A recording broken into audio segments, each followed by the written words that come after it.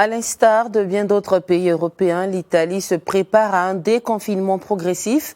Mais le pays, qui enregistre près de 206 000 cas positifs depuis le début de la pandémie, assiste presque impuissant à une asphyxie de son économie due à la crise actuelle. Plusieurs secteurs, dont le tourisme, sont à l'agonie.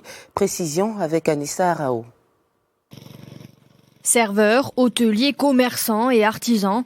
Le secteur du tourisme en Italie, qui emploie 4,2 millions de personnes et génère 13% du PIB, se demande comment redémarrer alors qu'il faudra cohabiter avec le coronavirus. Le ministre italien de la Culture encourage les Italiens, mais aussi les étrangers, à venir passer leurs vacances d'été en Italie. Les restaurateurs et hôteliers aux abois appellent à une réouverture de leur commerce.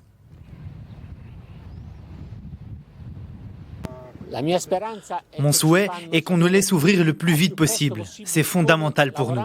Sans cela, nous devons mettre la clé sous la porte. Les gens nous téléphonent et nous ne savons toujours pas quoi leur répondre. Alors que l'Italie a annoncé une série de mesures pour alléger le confinement, la réouverture des restaurants n'est pas d'actualité. Pour l'heure, le président du Conseil italien Giuseppe Conte a promis dimanche la réouverture des écoles le 4 mai prochain. Un plan de déconfinement est en cours de préparation. Les entreprises devront continuer à respecter des mesures sanitaires très strictes. Nous sommes conscients que dans cette situation, nous ne pouvons pas penser qu'au profit.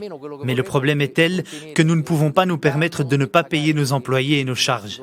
Nous ne sommes plus protégés et nous ne voyons plus de solution. Le gouvernement italien projette de rouvrir les musées et parcs archéologiques à partir du 18 mai, de la même manière que les supermarchés, avec un espacement entre les personnes, des masques et des entrées décalées.